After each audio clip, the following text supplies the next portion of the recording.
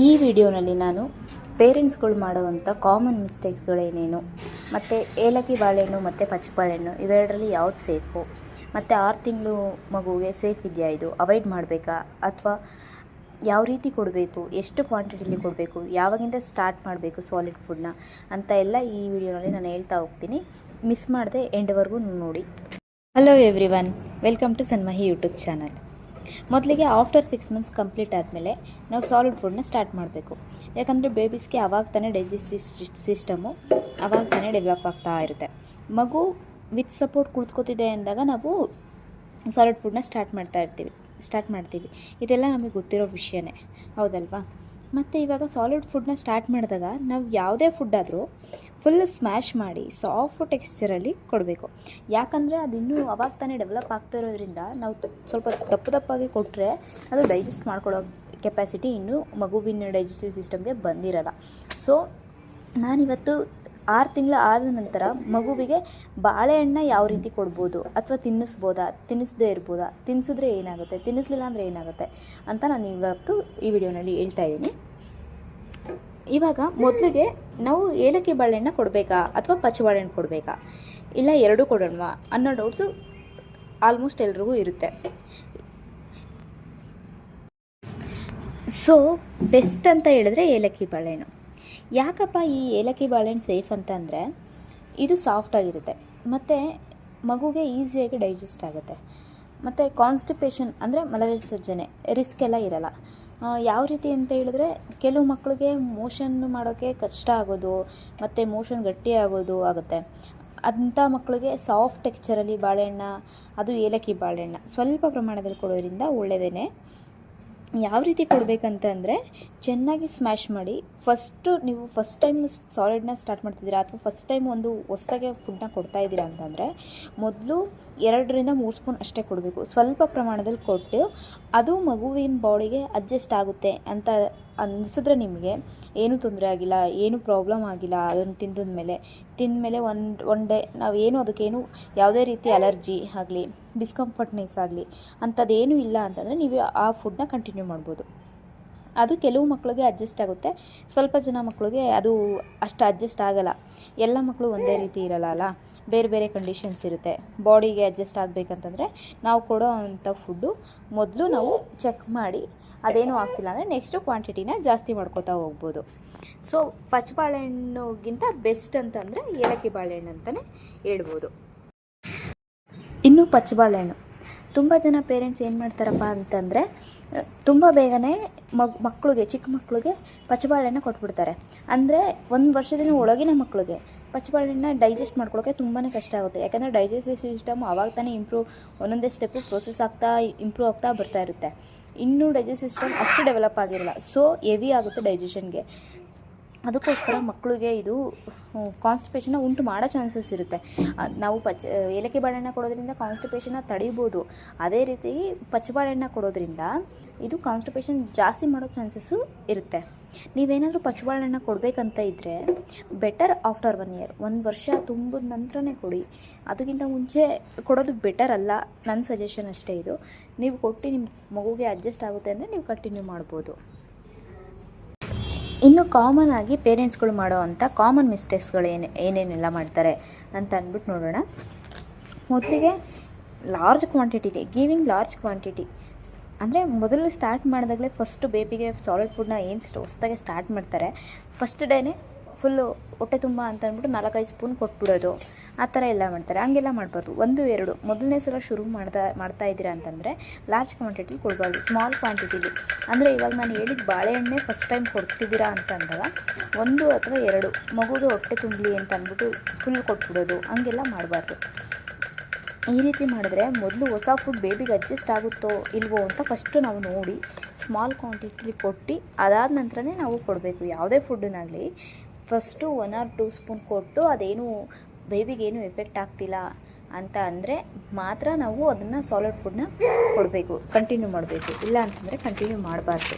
ಇದು ಕೆಲವರು ಫಾಲೋ ಮಾಡ್ತಾರೆ, ಕೆಲವರು ನಮ್ಮ ಪಾಪಗೆ ಎಲ್ಲವೂ ಅಡ್ಜಸ್ಟ್ ಆಗುತ್ತೆ ಅಂತ ಅವರೇ ಅಂದ್ಕೊಂಡು ಶುರು ಮಾಡಿಬಿಡ್ತಾರೆ. ಮತ್ತು ಬೇರೆಯದನ್ನ ಕೊಡೋದು.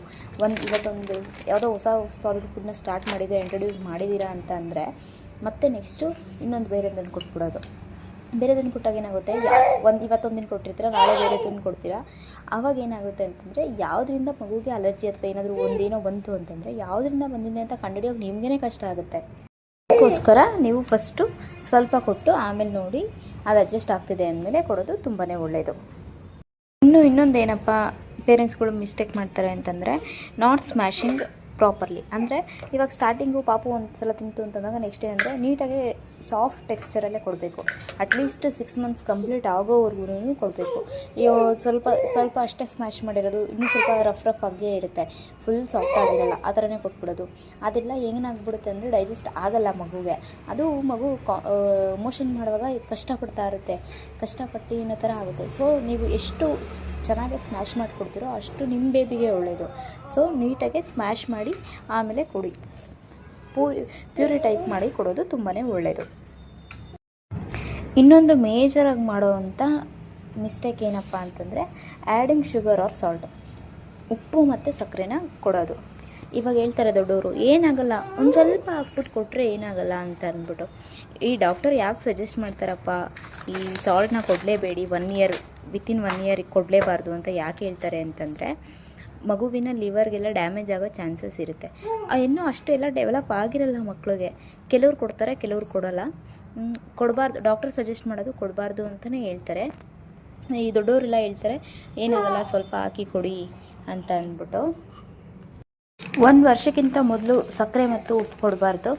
ಕೊಟ್ಟರೆ ಮಕ್ಕಳು ಲಿವರ್ ಅಷ್ಟು ಮೆಚ್ಯೂರ್ ಆಗಿಲ್ಲ. ಸೊ ಮುಂದೆ ಇನ್ ಫ್ಯೂಚರ್ ಪ್ರಾಬ್ಲಮ್ ಆಗೋ ಚಾನ್ಸಸ್ಸು ತುಂಬಾ ಇರುತ್ತೆ. ಸೊ 1 ವರ್ಷ ಅಷ್ಟೇ.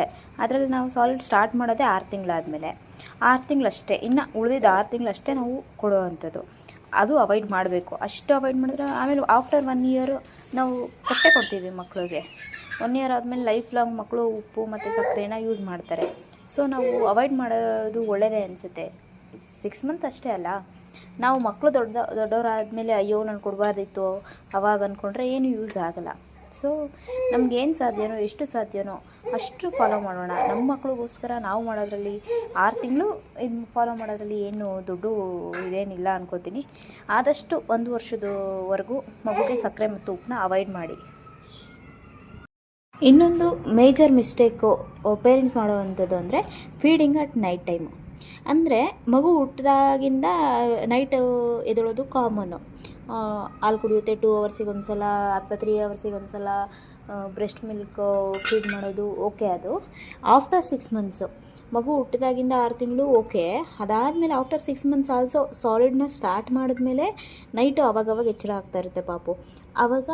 ಆವಾಗಲೂ ಪಾಪು ಎದ್ದ ತಕ್ಷಣ ಹೊಟ್ಟೆ ಹಸಿವಾಗಿದೆ ಅಂತ ಅಂದ್ಬಿಟ್ಟು ಹಾಲು ಕೊಟ್ಟು ಆ ಥರನೇ ಅಭ್ಯಾಸ ಮಾಡ್ಕೊಂಬಿಡೋದು.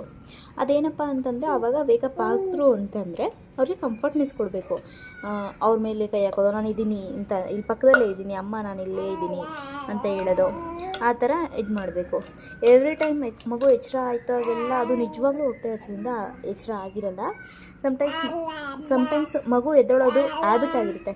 ಅಂದರೆ ಇವಾಗ ನಾವು ಯಾವ ಥರ ಇವಾಗ ನಿದ್ದೆಯಿಂದ ಸ್ವಲ್ಪ ಬ್ರೈನು ನಮಗೆ ಎಚ್ಚರ ಆಗುತ್ತೆ, ನಾವು ಒಂದು ಕಡೆಯಿಂದ ಆ ಕಡೆ ತಿರ್ಕೊಳ್ಳೋದು, ಆ ಕಡೆಯಿಂದ ಈ ಕಡೆ ತಿರ್ಕೊಳ್ಳೋದು ಯಾವಾಗ ನಾವು ಮಾಡ್ತೀವೋ ಸೇಮ್ ಅದೇ ರೀತಿ ಮಕ್ಳಿಗೂ ಅದಾಗುತ್ತೆ. ಆವಾಗ ಆ ಮಕ್ಕಳು ಸೌಂಡ್ ಮಾಡೋದು ಕಾಮನ್ನು. ಆದರೆ ಅಮ್ಮಂದ್ರೆ ಏನು ಮಾಡ್ತಾರೆ, ಹಸುವಾಗಿದೆ ಅಂತ ತಟ್ಟಂತ ಹಾಲು ಕೊಟ್ಬಿಡ್ತಾರೆ. ಇದು ಯಾಕೆ ಮಿಸ್ಟೇಕ್ ಅಂತ ಹೇಳ್ತಾ ಇದ್ದೀನಿ ಅಂತಂದರೆ, ಮಗು ಅದನ್ನೇ ರೂಢಿ ಮಾಡ್ಕೊಳ್ತಾ ಹೋಗುತ್ತೆ. ಅದನ್ನೇ ಒಂದು ಹ್ಯಾಬಿಟಾಗಿ ಹಾಲು ಕುಡಿಯೋದು, ಹಿಂಗೆ ನನಗೆ ಎಚ್ಚರ ಆದ ತಕ್ಷಣ ಹಾಲು ಕುಡಿಬೇಕು ಅನ್ನೋದನ್ನ ಅದನ್ನೇ ಇದಾಗ್ತಾ ಹೋಗ್ತದೆ. ಇದರಿಂದ ಏನು ಮಾಡುತ್ತೆ, ನೆಕ್ಸ್ಟು ಅವಾಗವಾಗ ಜಾಸ್ತಿ ಎದ್ದೊಳಕ್ಕೆ ನೈಟು ಅವಾಗವಾಗ ಎದ್ದೊಳೋದು, ಎದ್ದ ತಕ್ಷಣ ಫೀಡಿಂಗ್ ಕೇಳೋದು, ಹಾಲು ಬೇಕು ಅನ್ನೋ ಥರನೇ ಆಟ ಮಾಡೋದು, ಆ ಥರ ಎಲ್ಲ ಸ್ಟಾರ್ಟ್ ಆಗ್ತಾ ಹೋಗುತ್ತೆ. ಮಗು ಕಡಿಮೆ ಪ್ರಮಾಣದಲ್ಲಿ ಸಾಲಿಡ್ನ ತಗೊಳುತ್ತೆ. ಅಂದರೆ ಇವಾಗ ನಾವು ಸಾಲಿಡ್ನ ಸ್ಟಾರ್ಟ್ ಮಾಡಿದಾಗ ಇವಾಗ ಡೇ ಟೈಮ್ ಏನು ಕೊಡ್ತಾ ಇರ್ತೀವಿ ಅದನ್ನು ಸ್ವಲ್ಪ ಕಡಿಮೆ ಮಾಡ್ಕೊಳುತ್ತೆ. ಯಾಕಂತಂದರೆ ನಾವು ನೈಟ್ ಟೈಮು ಆವಾಗ ಫೀಡ್ ಮಾಡ್ತಾ ಇದ್ದರೆ ಮಗುಗೆ 2 ಟೈಮು ಅನ್ನೋ ಥರ ಆಗುತ್ತೆ. ಸೊ ನಾವೇನು ಮಾಡಬೇಕು, ನೈಟು ಅವಾಯ್ಡ್ ಮಾಡಬೇಕು. ಅವ್ರಿಗೆ ಏನು ಕಂಫರ್ಟ್, ಅವ್ರು ಎಚ್ಚರ ಆಯಿತು ಅಂದರೆ ಕಂಫರ್ಟಾಗಿ ಏನಾದರೂ ತಟ್ಟಿ ಮಲಗಿಸಿ, ಈ ರೀತಿ ನಾವು ನೈಟ್ ಟೈಮು ವೇಕಪ್ ಎಚ್ಚರ ಆದಾಗೆಲ್ಲ ಆ ಥರ ಹಾಲು ಕೊಡ್ತಾಯಿದ್ರೆ ಸ್ಲೀಪ್ ಪ್ಯಾಟ್ರನ್ನು, ಮಗುವಿನ ಸ್ಲೀಪ್ ಪ್ಯಾಟ್ರನ್ನ ನಾವು ಮೇಂಟೈನ್ ಮಾಡೋದು ತುಂಬಾ ಕಷ್ಟ ಆಗುತ್ತೆ. ಇದರಿಂದ ಪಾಪುಗಷ್ಟೇ ಅಲ್ಲ, ಪೇರೆಂಟ್ಸ್ಗೆ ಕೂಡ ನೈಟ್ ಸ್ಲೀಪ್ ಡಿಸ್ಟರ್ಬ್ ಆಗುತ್ತೆ. ಸೊ ಏನಪ್ಪ ಅಂದರೆ ನಾಟ್ ಎವ್ರಿ ಟೈಮ್ ಎದ್ದಾಗೆಲ್ಲ ಹಾಲು ಕೊಡೋದಕ್ಕೆ ಅಥವಾ ಅದು ಪಾಪು ಮಗು ಹೊಟ್ಟೆ ಹಸುವಿನಿಂದನೇ ಎದ್ದಿದೆ ಅನ್ನೋದು ಅಲ್ಲ. ಮಗು ರಾತ್ರಿ ಟೈಮ್ ಎದ್ದೇಳುತ್ತೆ ಅಂದರೆ ಅದು ಹಸುವಾಗಿ ಅಂತಲೇ ಅಲ್ಲ. ಓಕೆನಾ? ಇವಾಗ ನಿಮಗೆ ಹೇಗೆ ಅನ್ನಿಸ್ತು ಈ ವಿಡಿಯೋ ಇನ್ಫಾರ್ಮೇಷನ್ನು ಇದರಲ್ಲಿ ನಿಮ್ಗೆ ಯಾವ್ಯಾವುದು ಎಕ್ಸ್ಪೀರಿಯೆನ್ಸ್ ಆಗಿದೆ ಅಂತ ಎಲ್ಲ ಕಮೆಂಟ್ ಮಾಡಿ. ನಿಮಗೂ ಕೂಡ ಆಫ್ಟರ್ 6 ಮಂತ್ಸ್ ನೈಟ್ ಟೈಮ್ ಎಷ್ಟು ಟೈಮ್ ಎದ್ದೇಳುತ್ತೆ ಅಂತ ಅಂದ್ಬಿಟ್ಟು ಕಮೆಂಟ್ ಬಾಕ್ಸಲ್ಲಿ ತಿಳಿಸಿ. ಈ ಇನ್ಫಾರ್ಮೇಷನ್ ಇಷ್ಟ ಆಗಿದರೆ ಲೈಕ್ ಮಾಡಿ. ಇದೇ ರೀತಿ ಪ್ರೆಗ್ನೆನ್ಸಿ ಮತ್ತು ಬೇಬಿ ಕೇರ್ ಟಿಪ್ಸ್ಗೋಸ್ಕರ ಸಬ್ಸ್ಕ್ರೈಬ್ ಮಾಡ್ಕೊಳ್ಳಿ ಸನ್ಮಹಿ ಯೂಟ್ಯೂಬ್ ಚಾನಲ್ನ. Thank you for watching.